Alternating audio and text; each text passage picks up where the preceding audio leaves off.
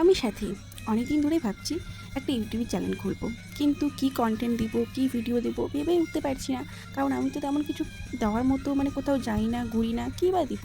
তো এখন দেখছি সবাই করছে ভিডিও, কেউ রান্নার দিচ্ছে, কেউ আলপনার দিচ্ছে, যে যেটা ভালো পারে আর কি।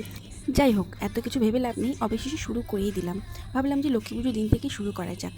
আমি আর কি দেবো, নিজের সারাদিনে যা যা করি, সংসারের টুকটাক কাজ এইসব নিয়েই নয় পোস্ট করব। কিন্তু ওই যে কপাল খারাপ থাকলে যা হয়, লক্ষ্মী পুজোর দিনকে সব কিছু রেডি করলাম জানো, কিন্তু সেদিন যে আমার রিচার্জ ফুরিয়ে যাবে সেটা আমার মাথাতেই ছিল না। তারপরে মনে হলো এত তাড়াতাড়ি হাল ছেড়ে দেওয়ার কোনো মানেই হয় না, চেষ্টা করতেই থাকি, কী হয় দেখা যাক না। আমরা এই ছোট্ট ছোট্ট ভিডিওগুলো জানি না তোমরা ভালোবাসবে কি না, ভালোবাসা দেবে কি না, তবে আমি চেষ্টা করব তোমাদের ভালোবাসা পাওয়ার।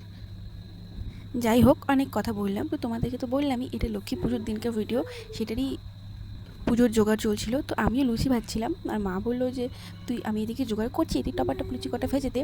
তো লুচিগুলো ভাজতেছিলাম, এদিকে মা লুচি ভাজতে ভাজতে এসে বলে গেল যে এই সাথী, লুচি ভাজা হয়ে গেলে প্রেশারে ছোলার ডালটা সিটি মেরে নিস। তো সেটাই সিটি মেরে নিচ্ছিলাম।